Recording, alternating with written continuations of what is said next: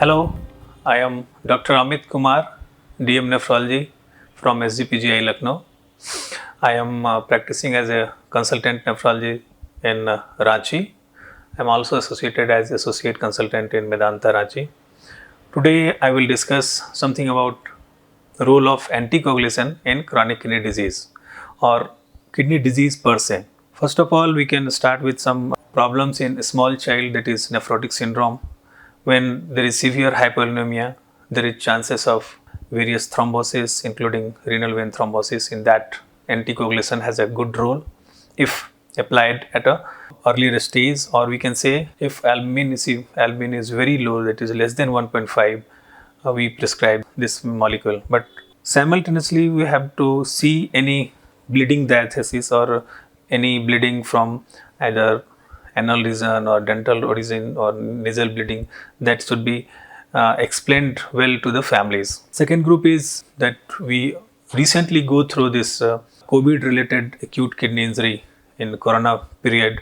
Their anticoagulation role was very high because there was severe, we can say, thromboembolic phenomena or athro. When there is a increase in cytokines, there was coagulation at various sites in lungs, in kidneys, in brains. So the early use of anticoagulation was very much of importance, and along with these patients we are also given anticoagulation after discharge.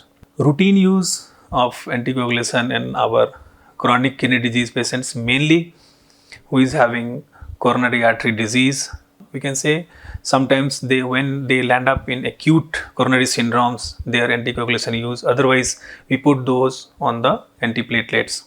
And other group is chronic kidney disease on hemodialysis.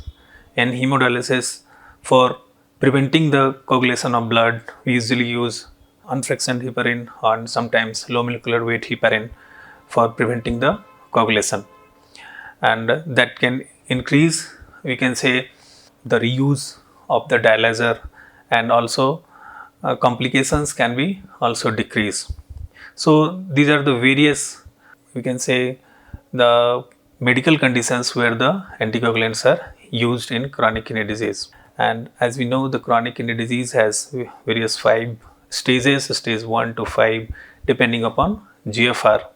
And when the GFR comes less than 15, or sometimes it is when GFR comes less than 10, this dialysis and renal replacement therapy in the form of either hemodialysis or peritoneal dialysis and renal transplant is being used. Similarly, this anticoagulation is also used in our peritoneal dialysis patients, where the dialysis occurs or attendants or patient itself can go for dialysis in home sitting, where the daily dialysis of 4 to 6 hours of cycle, 3 to 4 cycles a day they did, and there we routinely use this anticoagulation. And when there is acute peritonitis, and there in that case we can say the COPD people well known to it, when there is flux in the COPD fluid, then we increase the dose of anticoagulation. And simultaneously we have to look for there is any hemorrhage or any bleeding from any site. So side effects should also be well known to the patient and attendants. So these are various medical conditions where we use the anticoagulations.